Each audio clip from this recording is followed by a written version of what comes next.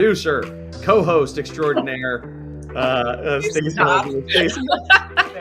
Hey, how do you want us to install this water heater? And my coworker's like, I don't know, install the water heater. Like, why are you even asking me? He's like, well, I don't know if you know, but what you designed, it can't physically fit through the front door of this building. My class is only 40 minutes. So we have to get this done in 40 minutes. You have to clean up in 40 minutes. And then it also, when you use the miter saw, a lot of kids are scared of the miter saw, and you just see the difference in their confidence when they come in here compared to when they leave. They're excited. Be announcing a new county that's going to join us in Maryland, so we continue to spread it. And I'll say my peers across the country are starting to take this and adopt this at their local IEC chapters. Either AI assistant tools, you have AI master builder tools, and then you have kind of a bit of both that are 1 foot in BIM, in current processes, and 1 foot in AI. Said, Brett, in life, opportunity meets you at your level of preparation. She said, here's the keys, go forth and do great things.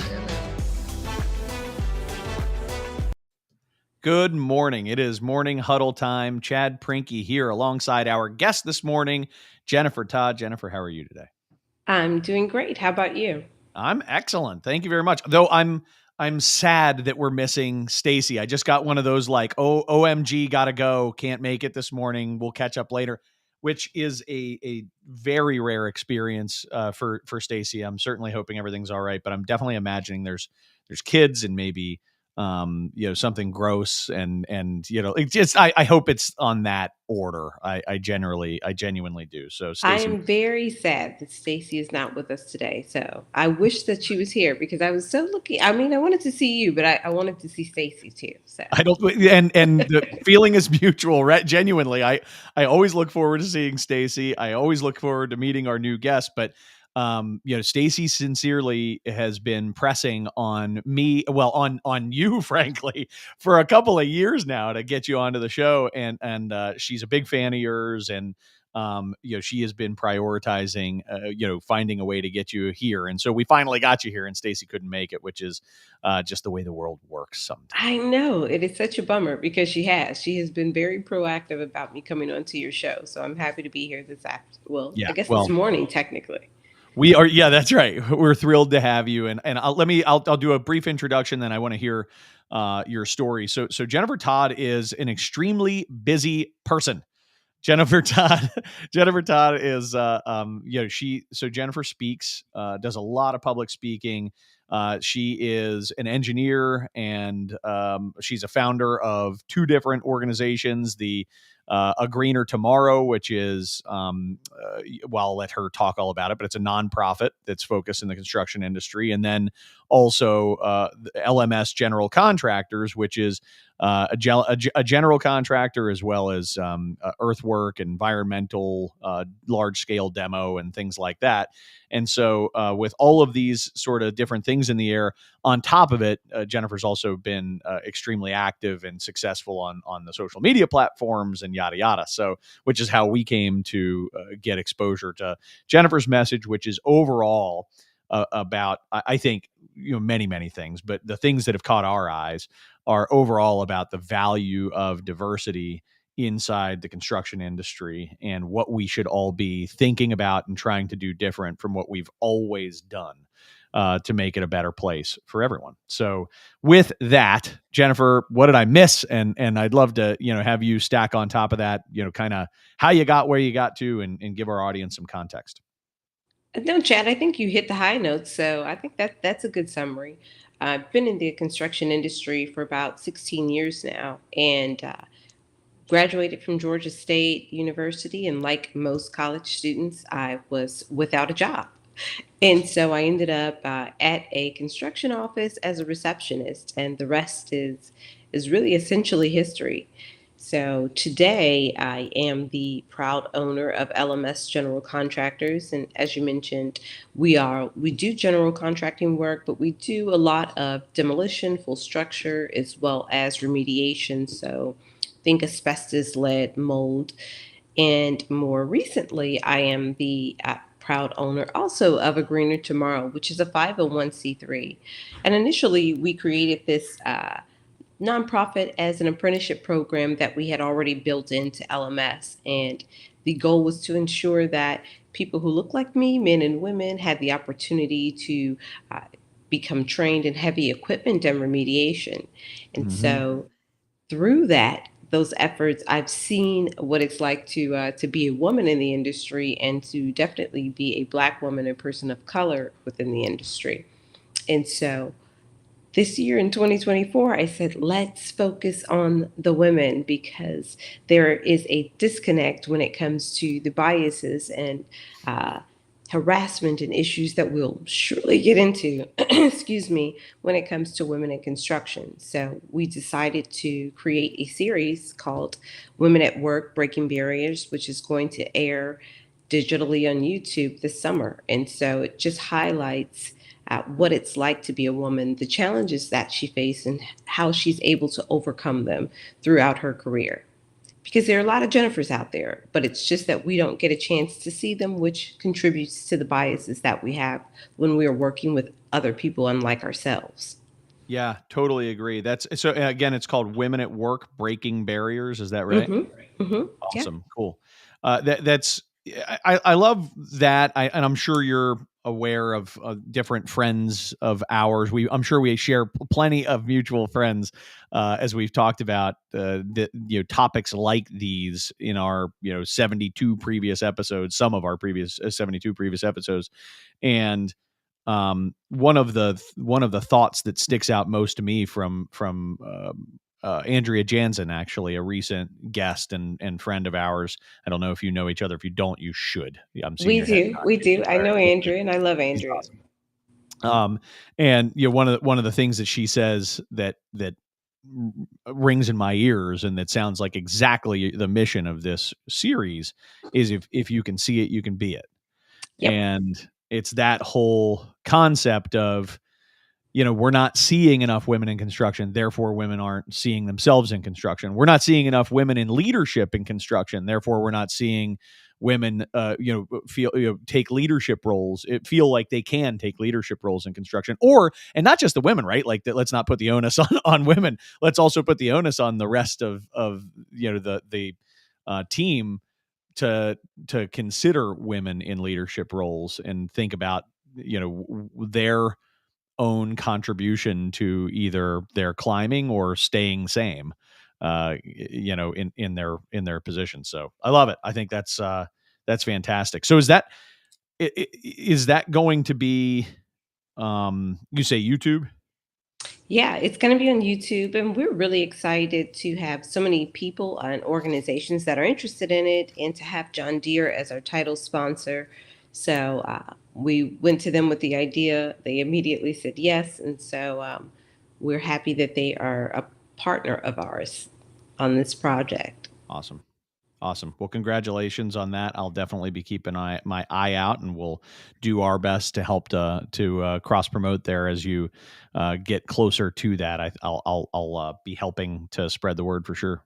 Stacey, I'm going to hold you to it, so okay? we will. No, it's great. I mean, assuming it's awesome, which it's got to be coming great from me, first. so what else would it be? Yeah. Thank you. That's what I'm thinking. But all right, cool. So let's talk. Today's topic, we're going to talk about unconscious bias, and I want to understand at a foundational starting point. Let's define what that means. I think over the past 3 to 5 years, people have become more and more aware of the concept. It's become more commonplace, but still, I think, is a reach for a lot of folks, particularly in the construction industry. It's just not been maybe forefront. So define the term a little bit with us, if you would.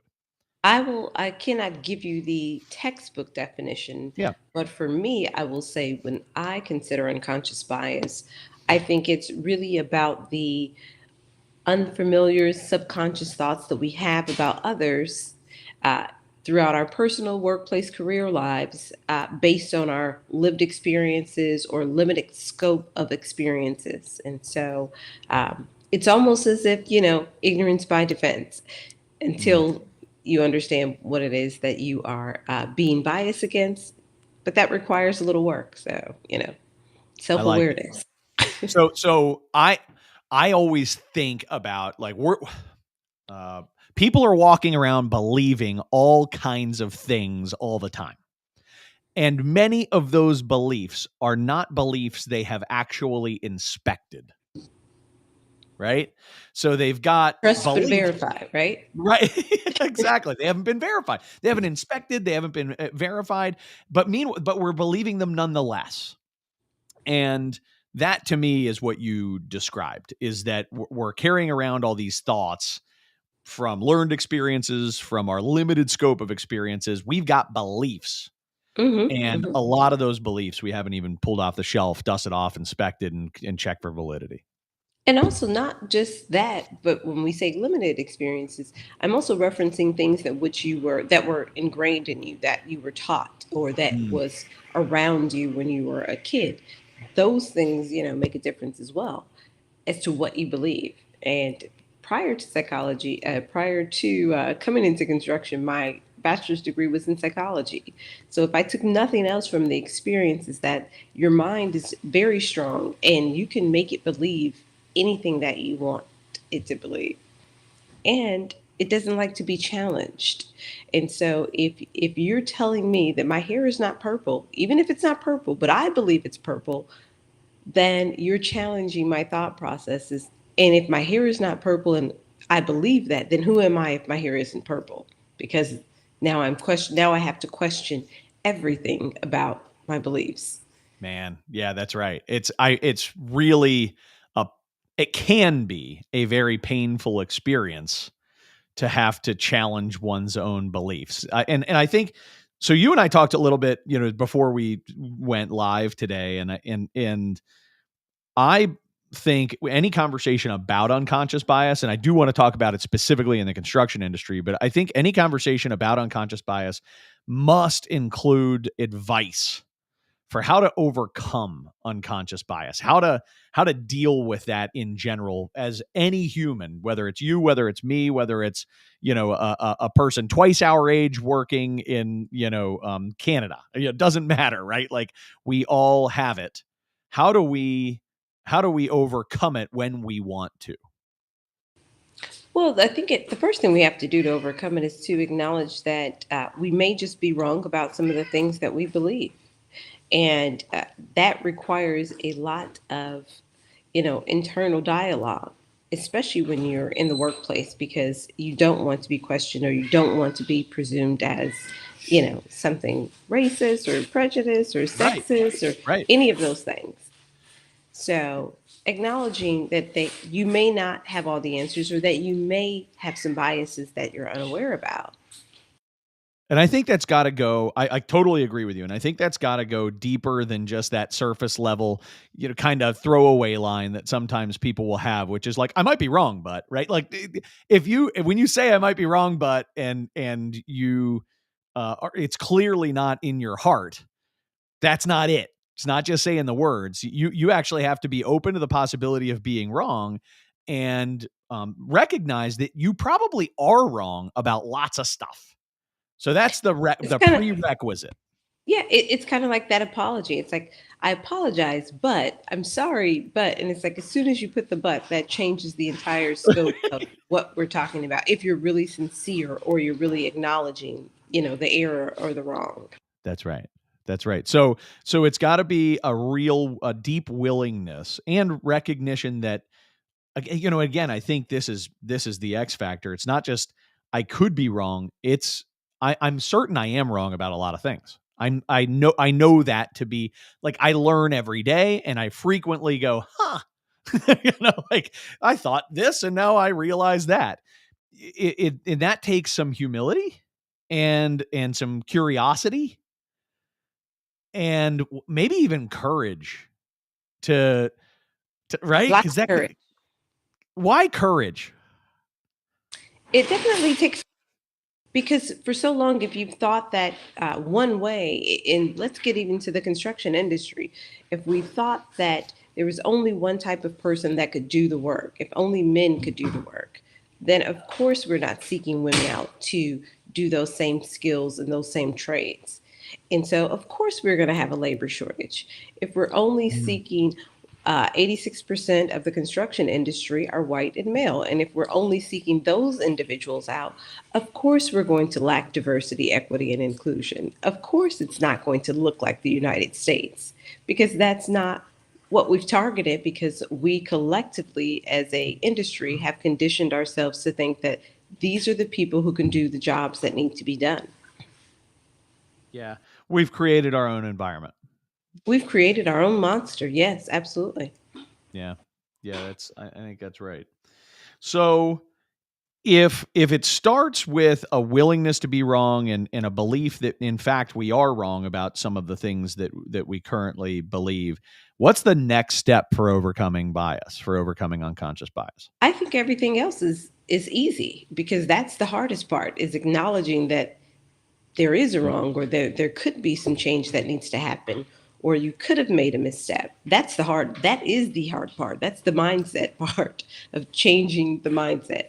Everything else is like strategy. Okay, so now what can we do? Okay, let's implement some solutions. Let's try some other resolutions to see what will make a difference. Let's acknowledge, okay, we acknowledge there are no women in the room. How can we get women in the room? Okay, then let's get women in the room. Everything else is easy after that. Right. But it's the part of having to make the change, and that's the most difficult thing for people, and especially companies, because no one wants to look bad or no one wants to do it the wrong way, so they may do nothing. Makes sense. We on the show, one of the topics we've talked about a lot is inclusion, and this idea of creating a construction industry where people do not feel excluded from the conversation, where they don't feel excluded from either joining the industry or excluded from joining certain roles within the industry, field roles, leadership roles, fill in the blanks. How do you think unconscious bias can hinder the development of a truly inclusive workforce in construction? I think the better question is, how has it hindered Hmm. the construction industry? We know that the construction industry has been hindered by the lack of diversity through the labor shortage that we have today. When we look at the US Census, 50.5% of the population are women. 49.5% of the US population identify as a minority. Yet 86% of the construction industry are white men. The math isn't mathing.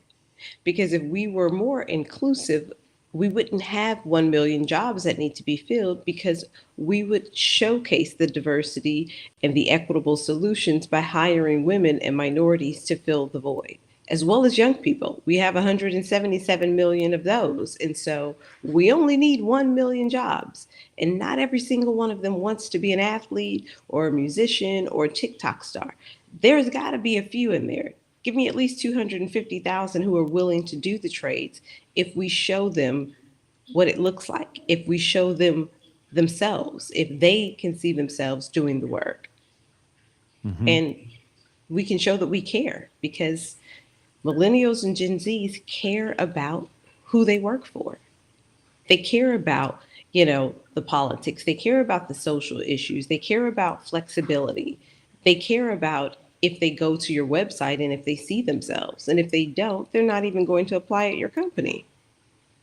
It's not enough to have a byline to say we believe in diversity, equity, and inclusion. And really, at this point, you can't afford not to care, because you need people. And the reality is, if you want to fill the jobs today in construction, you're going to have to go to diverse people. You're going to have to talk to women. You're going to have to talk to minorities. You're going to have to talk to the youth. And if you're not ready to talk to those three groups of people, you're not ready to have a construction business. So one of the things that I'm sitting here thinking, I don't expect you to have a bunch of numbers off the top of your head, but help me to square one thought, which is I have recognized a substantial number of Hispanic workers in field roles, and also Asian workers in field roles, Asian Americans, Hispanic Americans, and what I noticed when you said white men, I thought men for sure. I definitely see that, but I didn't. But when you said white, I thought, man, really? Because I thought I would perceive that field roles are actually, maybe lopsided toward at this point Hispanic males. But I don't know. Is that a bias? is that my own sort of Well, perception playing a trick on me? Well, it may or may not be. It may be just be demographically where you live. So Okay. that could be in part of what you're accustomed to seeing. Could it Yep. slightly be perceived as a bias? Maybe, maybe Yep. not. It just depends on. To me, I wouldn't even delve that deep and say, "Hey, you're being biased by saying that." It's just like, "Hey, this is."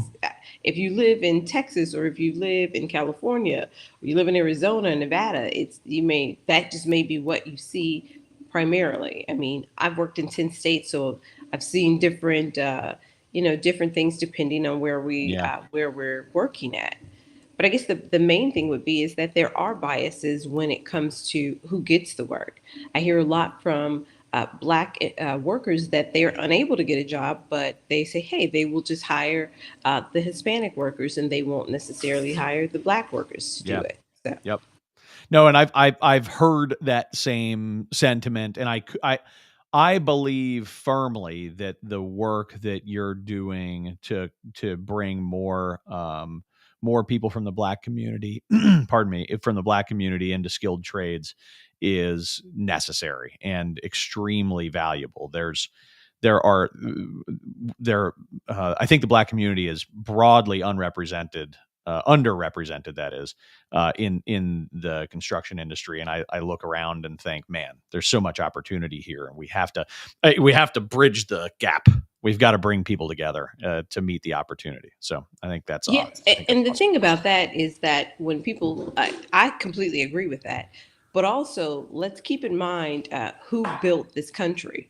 And so we know that Black people are capable of doing construction because the structures that we have today in this country were built by enslaved Black people. So we know that they are capable and competent way before there was a PMP license or an engineer license or a GC license. They were able to commit to doing to the, not, I don't want to say commit, they were able to do these things with Mhm. no quote unquote formal educational training. And so if we are going to have formal educational training and apprenticeship programs, which are much needed and viable across the country, anyone can do this work. Construction is, if we're talking about hard skills, we teach those, and that is not have to do with race or gender. You can teach anyone how to remove asbestos if they're willing to learn. You can teach anyone how to operate heavy equipment if they're willing to learn. It's about creating opportunities for other people to do the same thing that's being done across the country. Anyone can do it, male or female, despite their race. Agreed. I love it. That's great. So the um what do we need to be teaching to um I'll call it people in management and leadership roles? What do people in those roles in the construction industry really need to be learning about to help them to help the industry to grapple with, recognize and grapple with its biases and make positive change? I think we need to realize that people are not systems. Yes, we need systems in place, absolutely. But we need to treat people like people because it's not even so much as when we talk about the biases. Uh, the construction industry is, on paper, is unhappy. So the women aren't happy, the minorities aren't happy, people are struggling with their mental health. We have the fourth highest suicide rate per industry. So it's not even just the women and the minorities that are unhappy, it's people who look like you, Chad, that are unhappy too. They're just not saying anything. Yep, And I agree. so we have to get to a point where we are not just about project focused, but we are people focused because construction thrives on people. Regardless of what equipment that we use or what technology that we use, we are not just an AI industry at this point. We are still relying on human people who have lives and children and caretakers and obligations dealing with mental health, depression. I mean, So we just want to have more happy people coming to work and entering the construction field and staying there. And that's what needs to change. Not the focus on the systems, not just about being focused on the dollar. I get it from a business standpoint. I understand it. But what good is the dollar if you don't have solid people to do the work and who actually care about the work that they're doing? Yeah, I think what I'm hearing, and maybe this is my translation of it.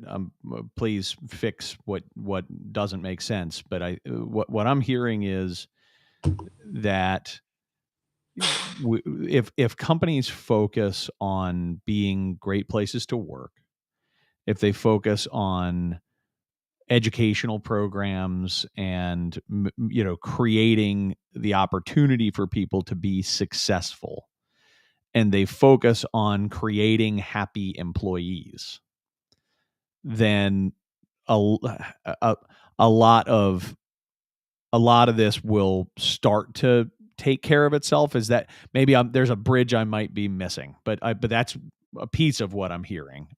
Maybe fill in the blanks if I'm missing anything. Yeah, I definitely think you're on the right track because it's about retention.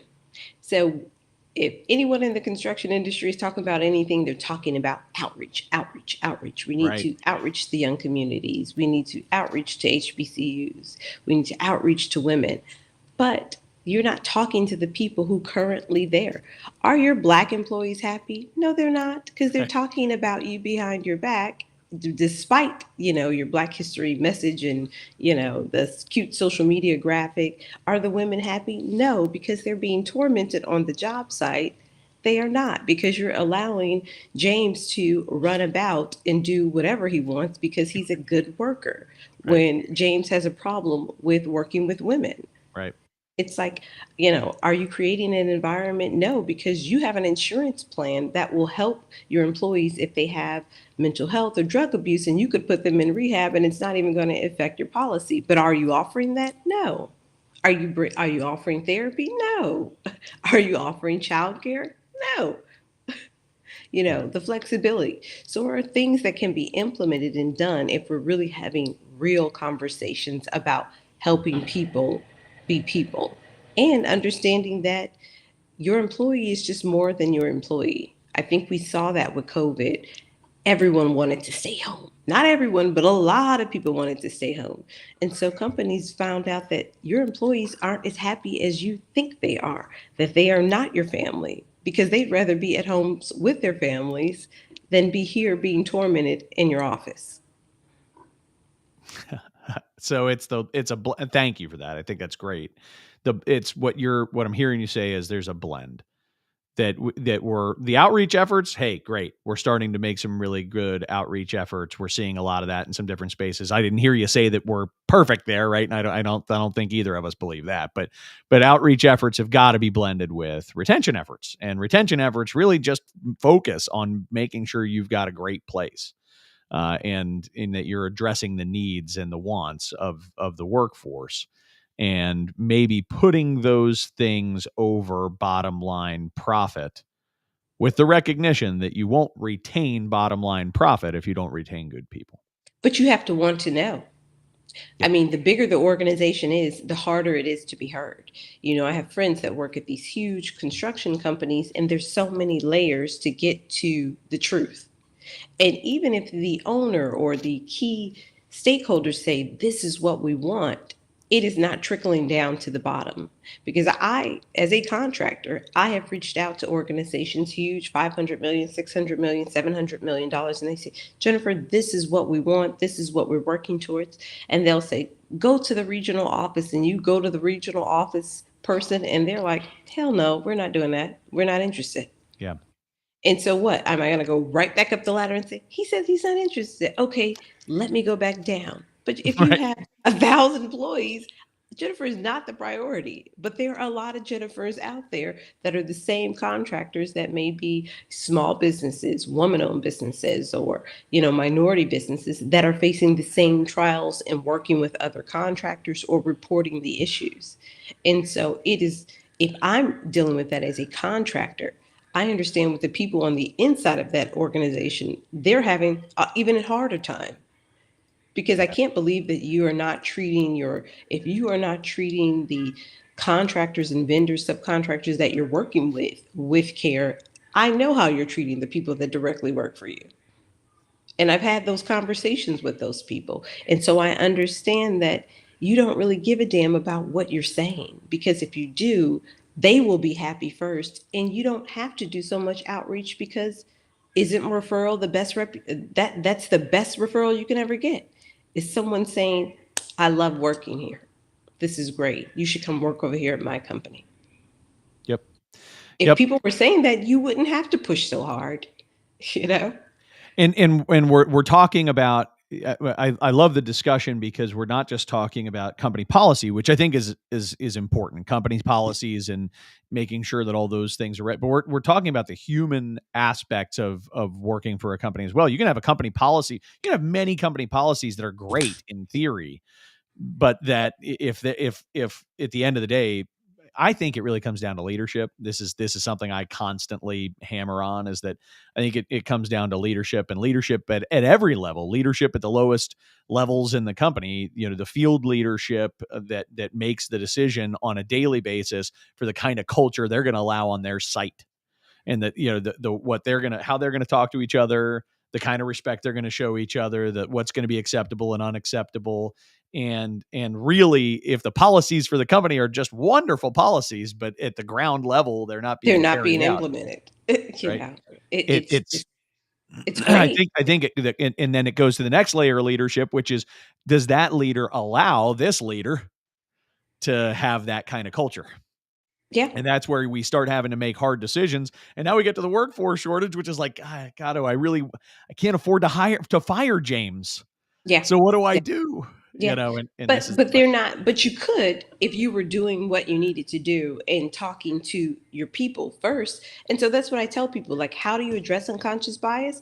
First, it's about being self-aware, to acknowledge that me, Jennifer, you know, I dated a guy with brown hair. So now I don't like anyone with brown hair. So anytime someone with brown hair comes in my office, I'm like, he's got hair like Chad. No, I don't like him. And so it's just that simple. And people think that it's so much more complicated than that. And it's like, hey, this person has a beard. My ex-husband has a beard. I don't like beard. So it's like, you're on this person, like, why are they on my beard? What's going on? It's like, this is triggering. And so it's the littlest thing like that we could have a bias about, because that's our lived experience, or this is what we were told. And so if we are willing to acknowledge that we may not always get it right, that's the first huge step. And so next, after that, it's about, if I am a leader, I need to talk to my employees and see, where am I missing the mark? Where is the company missing the mark? What can we do better? Simple questions. But people don't want to ask those questions because it will hurt their ego.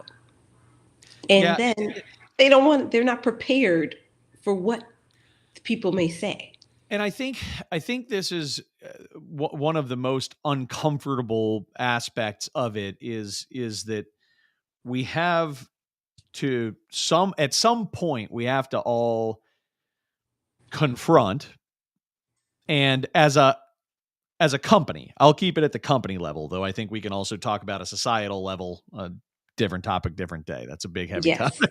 Right? But at a company level, we've got to talk about what's okay and not okay to believe, what's okay and not okay to walk around in your head, and what's okay and not okay, what's okay and not okay to act out, is really my point.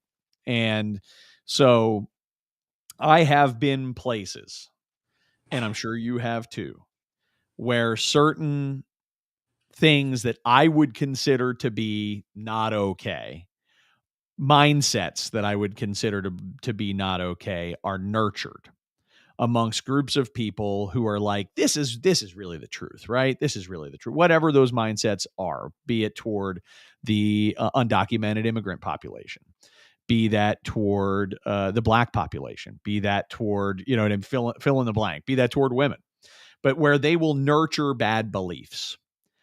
Now, they'll all say, like, I'm never going to act out those beliefs, but they'll secretly, like, they're all looking at each other and they believe those things.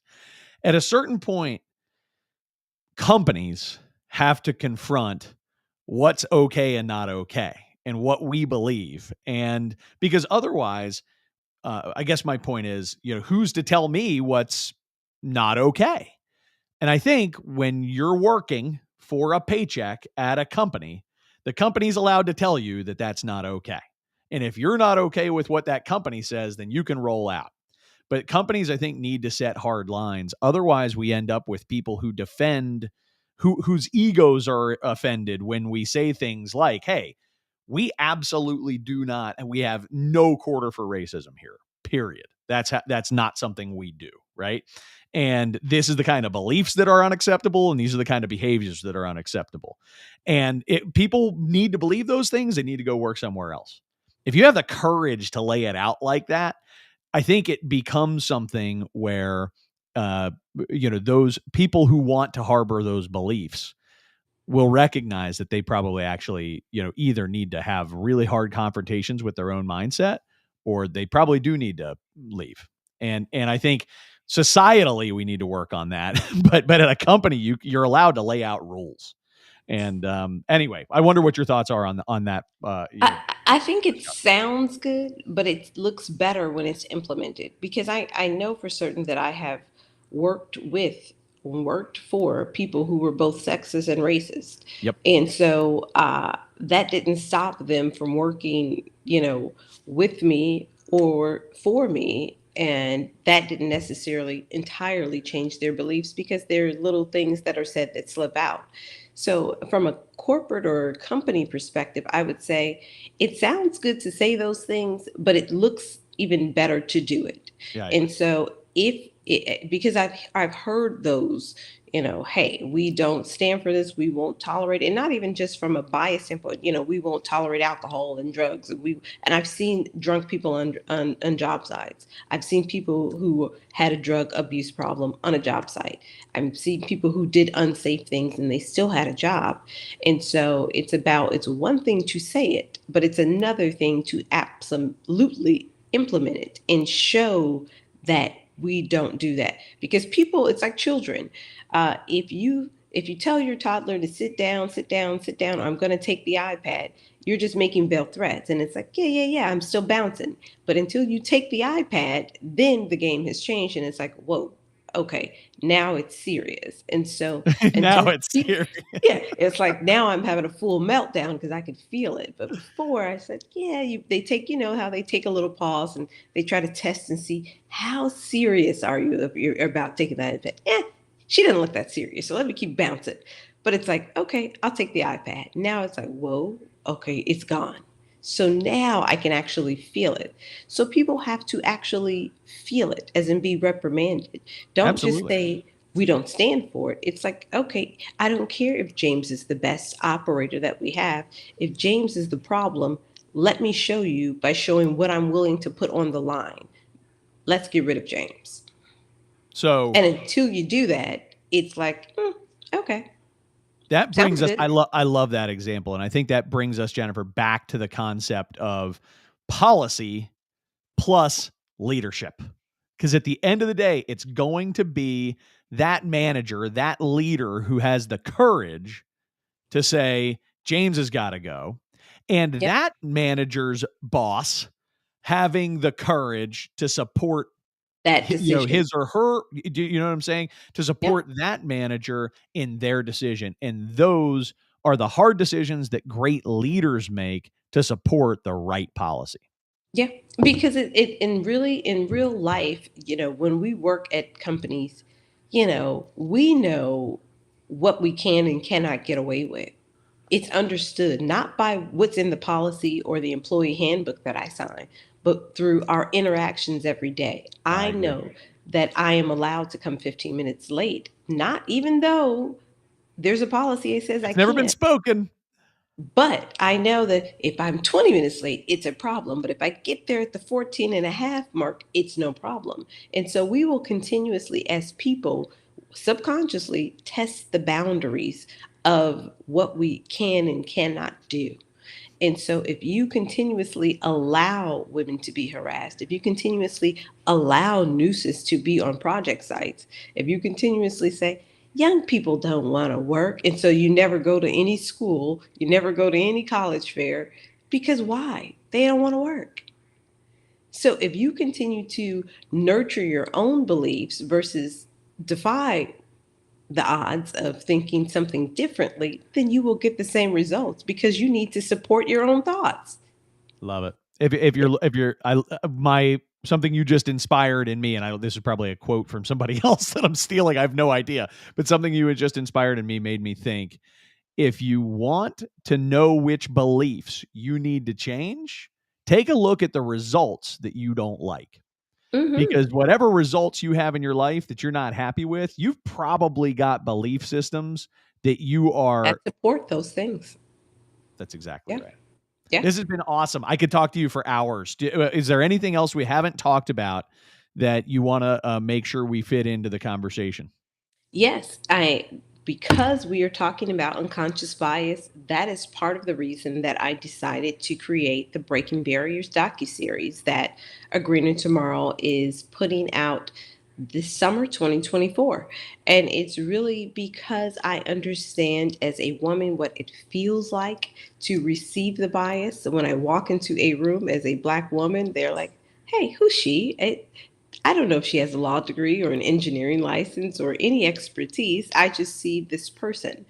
And so it is so important for women to see more of themselves in a positive, constructive light and to see themselves on a regular basis. And so I hope to dispel some of the bias that women face, but also to showcase men that women from various backgrounds can still be successful and some of the hardships that they have to deal with in getting to that level of success in their careers due to the biases that they faced. Awesome. I love it. All right, good. I am tuning in, like I said, and I'm expecting it to be awesome. And assuming it is, I will totally promote it. Yes. And can't wait to see what you're putting out there. And this is just this is not you said it earlier. It's not complicated, guys. This is not a hard topic. It's really about self awareness, some courage, and at the end of the day, helping to reprogram our minds Yeah. to be much more something that we would choose as opposed to be something that we would just accidentally walk around believing. And if you would choose to be closed-minded, and if you would choose to be exclusive and rather than inclusive, and if you would choose to be unkind rather than kind, well then, I don't want you in my company. Yeah. Or I don't want to work for your company. Right? Exactly. The alternative. Yeah. Yeah. Absolutely. Awesome. This has been great. Thank you so much for joining us. Finally, this has been a wonderful conversation. I hope we get a chance to speak with you again soon. When you're a big, big star, I hope you'll remember the little people.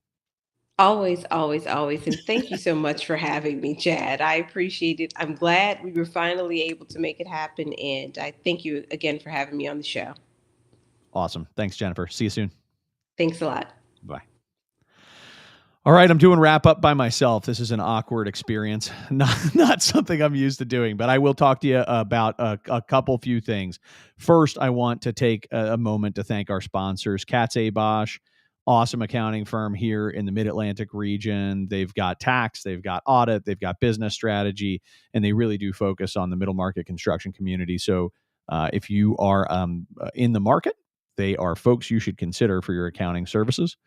Then there is Lawrence Law. Lawrence Law is a boutique law firm based in Baltimore. They also have an office in New York. They have a very focused construction practice. They do a really good job with all of your legal needs. Please check out Lawrence Law. Sandy Spring Bank, which is my bank, regional bank here in the Mid-Atlantic as well. And they do just a wonderful job being a part of their clients' businesses. They support and understand your business goals and help to support your financial needs. They work with tons and tons of contractors, a strongly endorsed Sandy Spring Bank. And then lastly, Marsh McLennan Agency, which is a full service insurance and bonding company. So healthcare and surety and property and casualty and all of your insurance needs.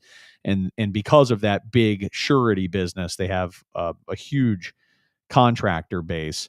and really know their stuff when it comes to solving bonding issues that contractors run across. So thanks to those four for your sponsorship. We really appreciate the support of the show. As we look into next week, I just want to tee that up. We're going to be talking about PMP, Project Management Certification, with Jeremy Harrison. That'll be episode 74, not 73. And we'll be having a really good time learning about what it takes to be PMP certified. I think there are a lot of project managers who don't get a lot of great training in the industry, and they end up playing this role without much formal education, which I think shows. This is an opportunity to learn about how we change that, how you become more of a professional, and how you build a team of stronger professionals in project management roles. With that, I'm going to say goodbye. Thank you so much for tuning in. Please spread the word. Go to the morninghuddleconstructionshow.com. If you're not subscribed, make sure you're subscribed and get on all of our wherever you get your podcasts and check us out if you can't catch us live on LinkedIn every Tuesday at 9 a.m. Talk to you soon.